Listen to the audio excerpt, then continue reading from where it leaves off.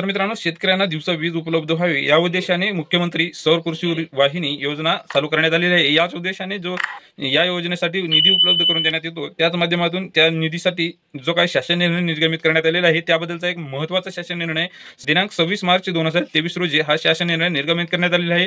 त्याबद्दल निधीची तरतूद करण्यात आलेली आहे, त्याबद्दलचा अपडेट आज आपण घेणार आहोत। कृषी पंपांना दिवसा वीज पुरवठा करण्याचे क्रांतिकारी अभियान 2025 पर्यंत पूर्ण करणे। मुख्यमंत्री सौर कृषी वाहिनी योजना 2 यांच्या माध्यमातून मुख्यमंत्री एकनाथ शिंदे व उपमुख्यमंत्री देवेंद्र फडणवीस ही योजना राबवत आहेत।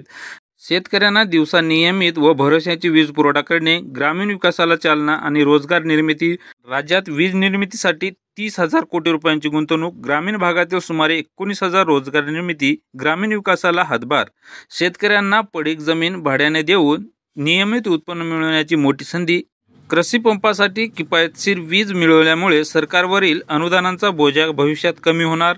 भविष्यात क्रॉस सबसिडी गरज कमी असल्याने उद्योग व व्यवसायांना स्पर्धात्मक दराने वीज पुरवठा करण्याची संधी। महावितरणची वीज वितरण हानी कमी तसेच आर्थिक बोजा कमी अशा विविध साऱ्या योजनांचे उद्देश घेऊन या योजनांची निर्मिती करण्यात आलेली आहे। तर याबद्दल शासन निर्णय निर्गमित करण्यात आले आहे, त्यामध्ये निधीची तरतूद करण्यात आली आहे, त्याबद्दल सविस्तर जाणून घेऊयात। मुख्यमंत्री सौर कृषी वाहिनी योजना 2 करिता महावितरण कंपनी जवळपास 40 कोटी रुपयांच्या रोखीने वितरण करण्याबाबत शासनाच्या माध्यमातून मंजुरी देण्यात आलेली आहे। आणि याच माध्यमातून हा शासन निर्णय दिनांक 26 मार्च 2024 रोजी हा शासन निर्णय निर्गमित करण्यात आलेला आहे।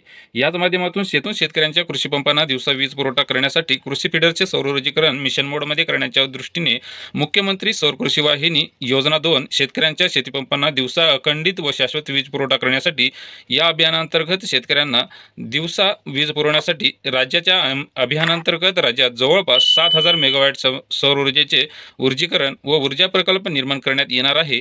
आणि या योजनेच्या अभियानांतर्गत सौर ऊर्जा प्रकल्पासाठी वीज उपकेंद्रांच्या आवश्यक देखभाल सुधारण्यासाठी ही रक्कम मंजूर करून देण्यात आली। उदाहरणार्थ ब्रेकरची दुरुस्ती, संरक्षण प्रणाली दुरुस्ती, उपकेंद्रातील सर्किट बदलणे, ट्रान्सफॉर्मरची क्षमता वाढवणे व जवळपास राज्यामध्ये शासनाच्या द्वारे प्रति उपकेंद्र 25 लाखापर्यंतचे अनुदान या माध्यमातून देण्यात आलेले आहे।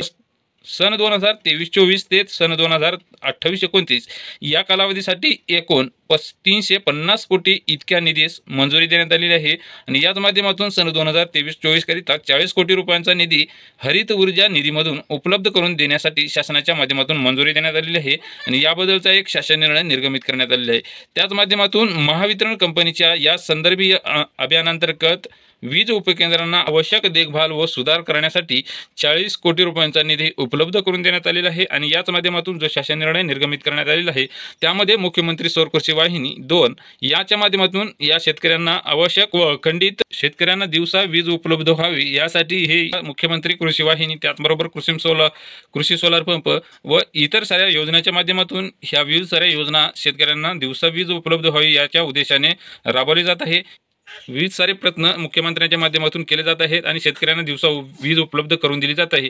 तर मित्रांनो, याबद्दलचा जो शासन निर्णय आहे आणि याबद्दलची जी माहिती आहे तुम्हाला अवश्य उपयोग पडेल ही आशा करतो। पुन्हा भेटूयात अशात नवीन माहितीसह, तोपर्यंत पाहत राहा माझा आवाज हा चॅनल। पुन्हा भेटूयात अशात नवीन माहितीसह, तोपर्यंत या चॅनलवर जर तुम्ही नवीन असाल तर या चॅनलला लाईक करा, सबस्क्राईब करा व बेल आयकॉनची घंटी दाबून वेळोवेळी येणाऱ्या अशात नवीन व्हिडिओची माहिती मिळवत राहा। धन्यवाद।